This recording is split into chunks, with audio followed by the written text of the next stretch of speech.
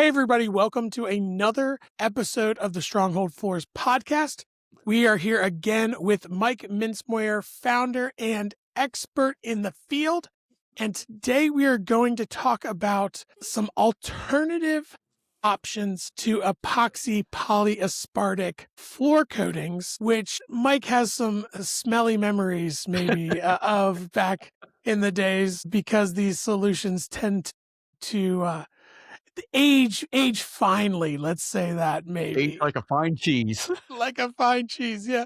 So we're talking about the problems with garage mats and garage floor tiles. These two solutions. Mike, let's just jump into it. Give us the reasons that you've heard from your homeowners that have used these solutions. Give us some reasons why they chose to use these instead of dealing with the concrete properly. Well, I think the way you just asked that, really, the problems that they were trying to deal with and the reasons they went this way, their floor had problems, okay? They weren't starting out with a new floor. I do not see tiles and mats very often used in new homes. These are garages where the floor sustained damage through time, had a bad pour, often didn't look good, may have had a prior homeowner that really messed up the look of the floor, even just through oil staining and painting in there and doing activities where they marred the surface. The mats or the tiles were put there with the idea being, it's not going to cost me a whole lot, and I'm going to hide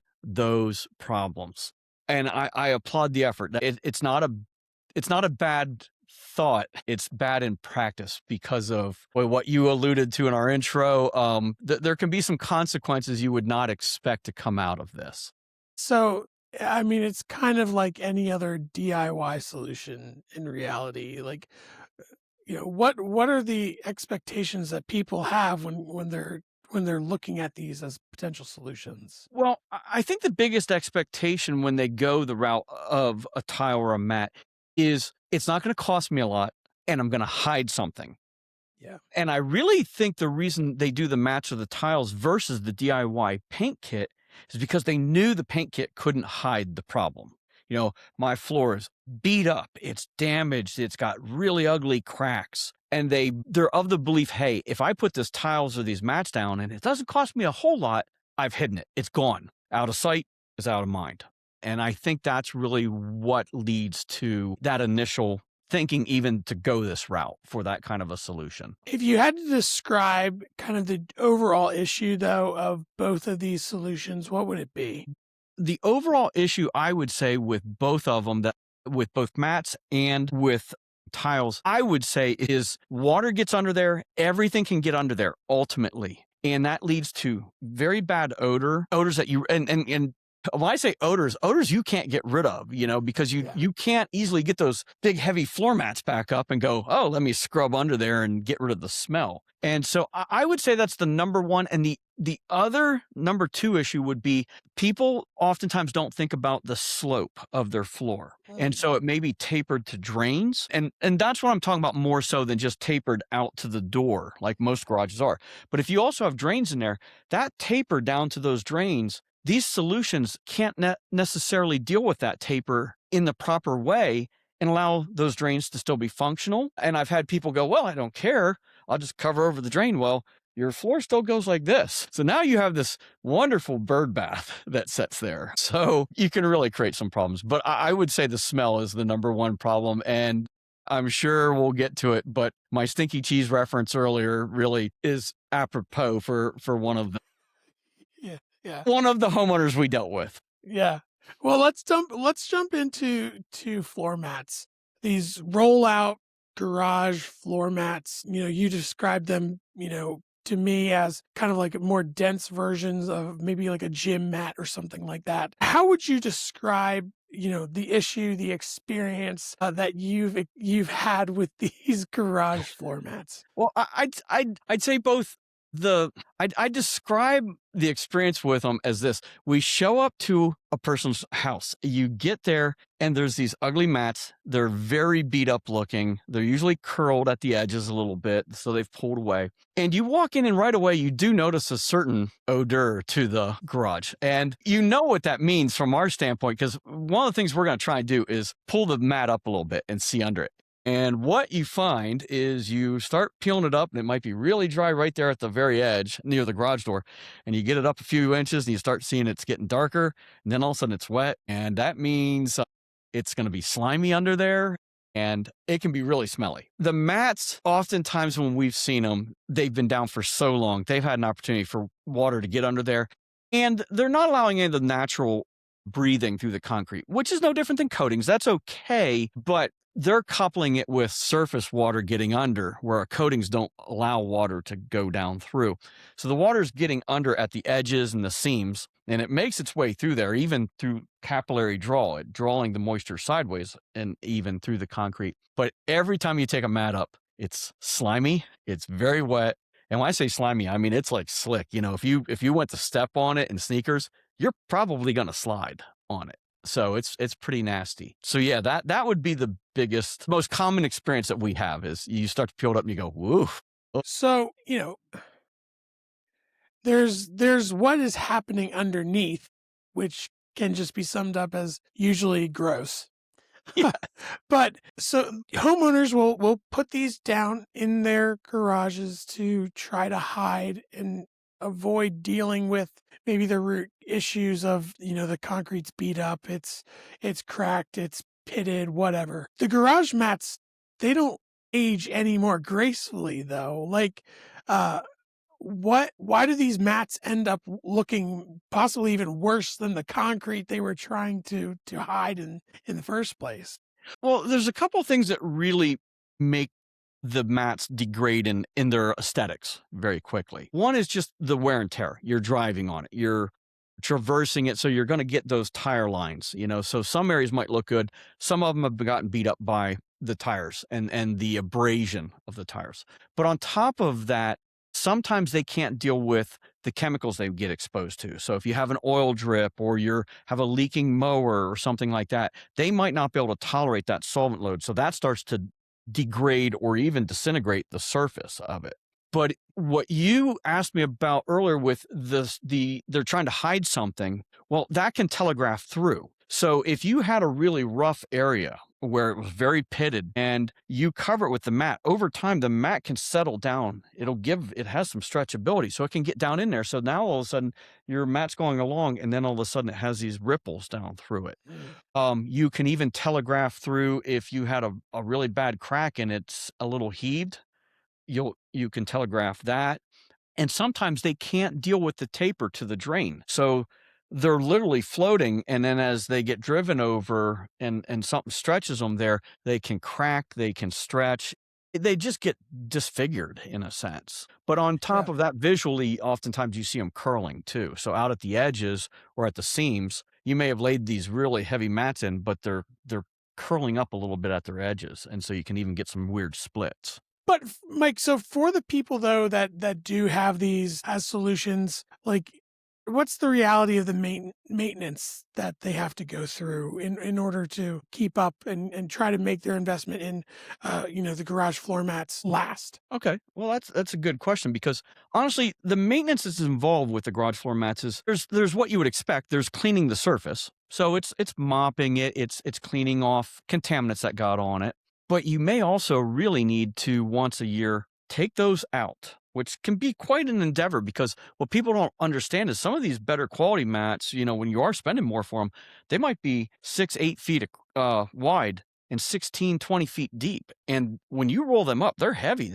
They can be into hundreds of pounds. So you're trying to get that back out, flip it over, clean it off, let it lay in the sun so that it becomes pliable again to roll back in. And then you still have to clean underneath. So it's not really that you're just maintaining the garage floor mat itself. You still have the surface under there, which I guess I might as well just bring up, one of the problems we've seen is people spilled stuff and they don't realize, and it gets underneath there. So we're not just talking about water getting under the mats. Think your kid goes out there and spills a milkshake or a milk product and it gets under there. And then it starts to age, and it doesn't age gracefully. So some of the odors that when we peel them back, they're really quite pungent. I mean, foul odors. And so, that maintenance isn't just about that surface maintenance. It really is. If you want to use it as a long-term solution, you're taking that garage floor mat out at some point.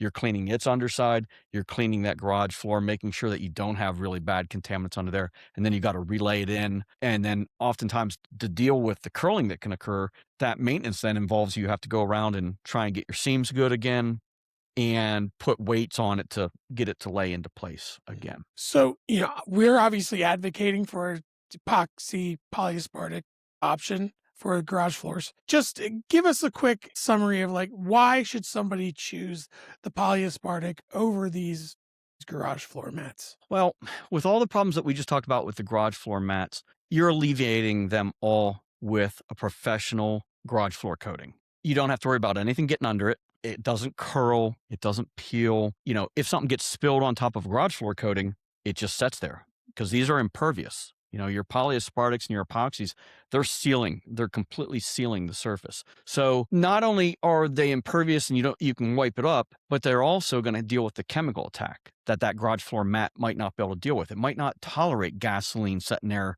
getting spilled on it and puddling there and having to evaporate off. It might be too much for it. The maintenance is easier. You're just cleaning it. You're not removing garage floor mats and laying them out in the sun and going, oh, I got to get them back in the right order, even because they got molded to my floor.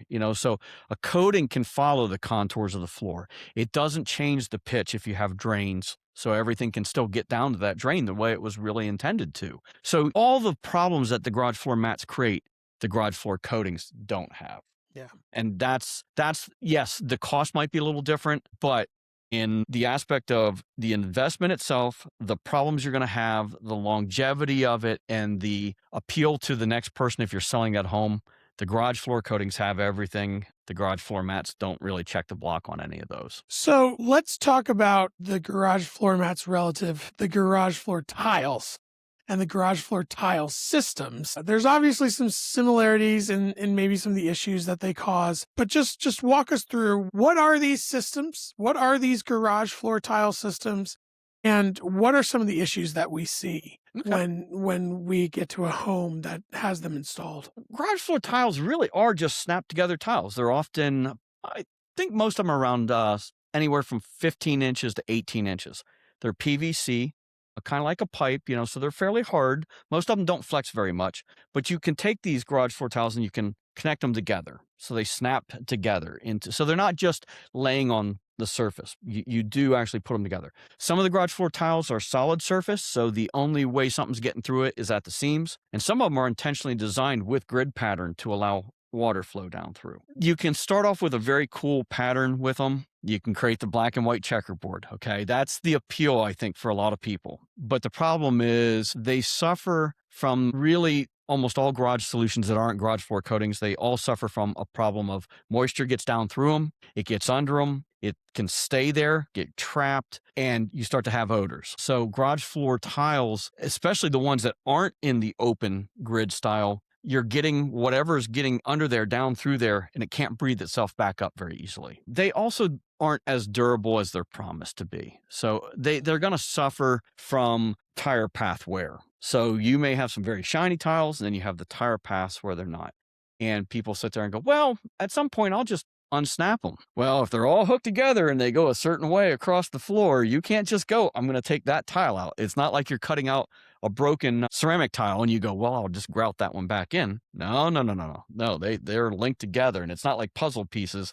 They're literally, I'm snapped into this one, then I'm snapped into this one, then I'm snapped into this one. So it's more like, it's akin to decorative vinyl tile, your luxury vinyl tile, your luxury vinyl planks. You damage one, it's in the middle of a room, you can't just take that and get that one out. You've got to undo it, fix it, and redo it. So the garage floor tiles really suffer from a multitude of issues. So, you mentioned that these are made out of PVC, and I know that we've talked about, the common problem of the moisture getting underneath, getting trapped, and starting to cause odors or whatever else. But it's PVC. It's a little bit more rigid. It goes through stress with people walking on it, with vehicles moving in and out on it. How do these tiles actually hold up in the end? You alluded to that they're not as durable, but what have you seen? Well, oftentimes the garage floor coating or the garage floor tiles that I've seen, when we get there and someone's saying, hey, I'm going to look to replace these, you're seeing the abrasion that occurred on the tire path. So that's the thing that you tend to see the quickest.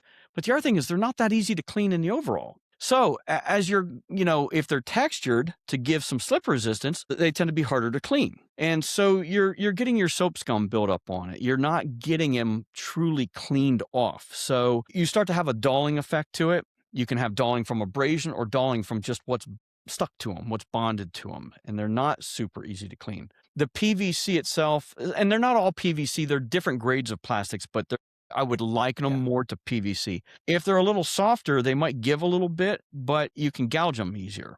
If they're harder, what I've seen is people have dropped something heavy enough to crack them, or they drove a vehicle in that was either extremely heavy with its point load as far as where the tires touch, but more so than that, I find is people have driven over something and they've pushed all that weight and damaged it because that tile doesn't have the compressive strength as the concrete. If we apply coatings to concrete, our coatings actually are stronger in compressive strength than the concrete. So if your concrete, not to get too technical, but if your concrete has a compressive strength of 3,500 pounds per square inch, our coatings are at 5,000 pounds per square inch. The garage floor tiles may have a high compressive strength, but not when the fact that they're molded in certain ways that they have weak points and they can give. So they're not structurally supported 100% by the concrete that's under it. And go ahead. I was going to say the one other thing too is, again, garage floors aren't perfectly flat. You're taking a tile and, if you're putting it into a garage floor that's either wavy or tapered the drains and pitched, those tiles aren't designed to deal with that.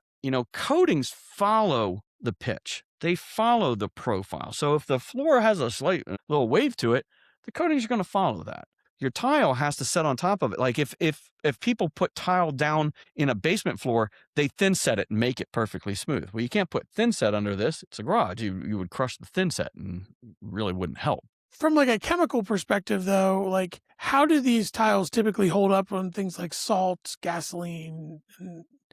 Are they durable or what's the situation there? Well, that's a great question. So the durability of the garage floor tiles really depends upon their construct. And like I've said, you do see different styles of plastics being used. Some of them, I believe, can be quite chemically resistant. Road salt's probably not going to be your problem. That's just a matter of the film building up. It's more very strong solvents landing on it where it can't tolerate that. They also do fade from UV exposure. So I've shown up where someone often had the garage doors open. You'll see where there's almost like a sunlight line as it's faded those tiles. So the UV stability, the chemical resistance of the garage floor tiles really depends upon what they're made of, how they were made. And I think that's why they even run the gamut on price pretty well. There's less expensive up to pretty expensive, as far as cost per square foot. So now I know that we've recommended people use these tile systems in the instance that they want the black and white checkerboard. That's pretty much the only reason why you would say to somebody, yeah, this is the solution that you want. That would be the main reason I would say for someone to use garage floor tiles, but there's one other, and that is if you have a nasty, ugly garage floor and you're not going to stay there. And especially if you were renting. So you were renting a home and it's got a 1 or a 2 car garage and it's just nasty and you need to use that surface, especially like if you want the kids to go out and use it as a play area. Well, you're not going to pay to put garage floor coatings in. I mean, it's not your property or if it is your property only for a short period of time, like a lease or it's a soon to be sold home, you could put these in and then you can take them back with you. That's the reason. I have told people before, hey, listen, your floor is too damaged for coatings. Are you staying here? And they're like, no, I'm looking to sell this in a year or two. Well, you can even leave the tiles down if you want. I mean, I'm not saying don't disclose what's under there, but I'm just saying it's a way to make it look good. But yeah, the black and white checkerboard, that finish line racing flag look. That is the thing that some people really want. And you can do it with coatings. We're not the company that wants to do it for you. It's extremely tedious to do it. It doesn't stay nice and clean the way you think. And it's very hard to make sharp, crisp lines when you're doing it every couple feet across 800 square feet. Yes, it can be done. I'm not going to say it can't, because if I have other garage floor coatings companies watching this and they go, hey, we specialize in checkerboards, it can be done. We don't want to do it for you. It has inherent problems of its own that nobody wants to tell you about. So in your ultimate, assessment, why should somebody choose, epoxy polyaspartic garage floor coating versus a garage floor tile system? Garage floor tile systems, all the problems that I talked about that they suffer from, from wear to smell from things getting under them, to dealing with slope, to dealing with cleanability and durability. Garage floor coatings don't have those issues. A really professional grade epoxy polyaspartic garage floor coating, it's going to be easy to clean. It's sealed. Water can't get under it. It's going to hold up to abrasion much better. It's going to also be easier to clean, and coatings follow the slope. It doesn't matter if you have drains. It doesn't matter if your floor is a little wavy. That's okay. Garage floors very rarely are as flat as people think. You only have to go out there and pour some water on it, let it start drying, and see where the puddles are, so. Yeah. And that's okay. You're still going to have that with garage floor coatings put down, but it's not getting under it. It's not laying under those tiles as it worked its way through. And then all of a sudden you start going, why does it smell so odd in my garage right now? Yeah. So we talked about these two very common alternative flooring systems, both the garage floor mats, rollout mats, heavy duty, mat systems, and then the tile systems, which range similar to the mats in quality based off of how much you're actually willing to spend on them. But Mike, just tell us again, in your assessment, and obviously we're biased, we put down these epoxy polyaspartic floors, every single day. And we've been doing it for over 21 years. So we should be biased. But, to the person who's looking at their options and saying, okay, well, man, I was really thinking of just getting one of these tile systems, or man, I could probably pull those mats in and out, every couple of years. It'll probably be fine. What's the last thing you want to say to them just to help them, point them in the right direction? When it comes to a garage, it's like any other room in your house. There is flooring that's appropriate for it, and there are solutions that are appropriate for it, for the floor. And there's ones that, yes, you can do them, but you probably shouldn't do them. Yeah. Because just because you can doesn't mean you should. I would say with garages, garage floor tiles and garage floor mats, yes, they exist. Yes, they can be a very quick temporary solution. But as a long-term solution, they have all the problems that any other non-coating system solution is going to have in the garage. Because a garage takes abuse from vehicular traffic, the abrasion from what comes in on those wheels and the weight grinding it into it. They have to deal with chemicals that aren't common in the rest of your house. And it's a floor that wasn't poured level. So all those challenges, garage floor coatings can deal with it. They can deal with following the pitch of the floor and the slope and taper to the drain. They can be easy to clean because they're designed to not allow chemicals to attack them and bond to them. And things can't get under them. We talked about garage floor mats having these problems. We talked about garage floor tiles having these problems, but it's no different than when we show up and we see someone that went, hey, my floor was really ugly, so I cut this piece of carpet and I threw it in there. It's like the worst. If I had to grade them down, I'd have to sit there and go, tiles are bad, mats are even worse. And there's nothing worse than you sticking carpet into a garage because it absorbs everything. It gets musty and dirty. It's going to smell the worst, the fastest. But the garage floor tiles and mats are going to have all those problems. They're a nice temporary solution, or they're a solution for a garage that's not going to be used as a garage floor anymore. But as a multi-use room, what most people are doing, 99% of the people can't sit there and say, I am never going to use my garage as a garage again. I want to use it as a garage, but I want it to be beautiful because I want to have picnics there. I want the kids to be able to go play there. I want to enjoy doing my hobbies out there. Garage floor coatings give you all of those. They give you all the benefits without the drawbacks of it. Yes, a professional solution might cost a little bit more, but it's a once and done. Because, again, we've been doing it for 20 plus years. The people that we had to redo, they redid them because they didn't like the color anymore, or they never once cleaned their floor in 20 years, and they drove very super heavy, like Hummers and such, over all the stones that laid there for 10 years. And they went, hey, it's not shiny. When I clean the floor, it's shiny everywhere but where I drove over it for 20 years. Well, yeah, you still have to clean the stones off every now and then. Yeah. But it's the long-term solution. Garage floor coatings are the long-term solution. Garage floor mats, at best, very short-term. Garage floor tiles, take them with you sometime. The one thing that we didn't say to all the way through our recording today, Sam, is when we talk about garage floor mats, we're talking about the ones that you lay and cover all the floor. We are not talking about absorbent mats. If you have an oil leak, or whether you have coatings or tiles or even garage floor mats down, an absorbent garage floor mat is different. That's just to place underneath the car and soak up some crud. Yeah. No, it's a good distinction. You mentioned about, epoxy systems that we install. They are likely going to be a little bit more expensive, but that should not translate to they are out of your price range.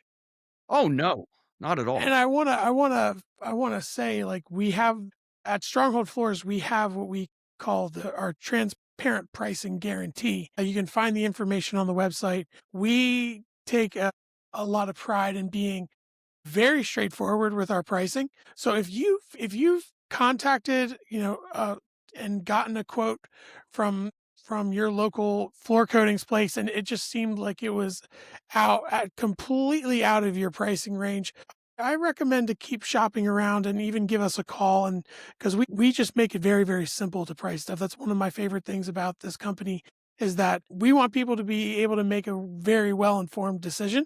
So we just give them the straightforward pricing based off of square footage, and that's that. People are sometimes surprised about how affordable epoxy polyaspartic floor systems can be. So floor coating systems can be. So Mike, any last things that you want to say to the viewer? I would say this. Think about what you're really trying to accomplish, because just like when we first started, we were talking about why are you doing it? If you think you're going to hide something, think again. The problems that the garage has that you're probably trying to hide can be dealt with coatings. It might be just, okay, my floor is really ugly and stained. Well, the grinder is going to take care of that. It has cracks. We're going to repair those before we coat them. My floor is dusty and chalky. Well, again, we're going to grind it. We might have to even prime it a little bit with a special coating to soak in a little deeper. But there's ways to make all those problems go away. You're not hiding them under a Band-Aid. Garage floor tiles, they really are more than anything else. They're a Band-Aid on top of a problem. And that problem is not getting better underneath the Band-Aid. Okay. It's not like the cut is healing. It's just festering and getting worse under there. Yeah. So, well, great. Mike, thank you as always, for your wealth of information and experience. I know you've been, doing this type of work for over 2 decades. Let me put it this way, over 2 decades. Speaking of aging like a fine wine, that is your experience and your knowledge. And Mike, we appreciate you bringing it here on the podcast and sharing it for people who are doing their best to research the right solution for them. And if you are looking for the right solution, we do recommend going to Stronghold Floors, not just to get a quote with our transparent pricing guarantee, but to use the wealth of resources that we have. We've been writing about these solutions for over 20 years. We have many, many, many blog articles that talk about the ins and outs of how these systems work, what installation looks like, the things that you need to consider before making your purchase. But check out our website, go to the resources section, look for the blogs, look for the videos that we've been producing. And when you're ready, click to get a quote and get a transparent price right almost immediately after that, the phone call that you'll have with one of our representatives. And you won't regret the experience, and it'll give you some great information to make the right decision. So, Mike, thank you again, and we'll see you on the next episode.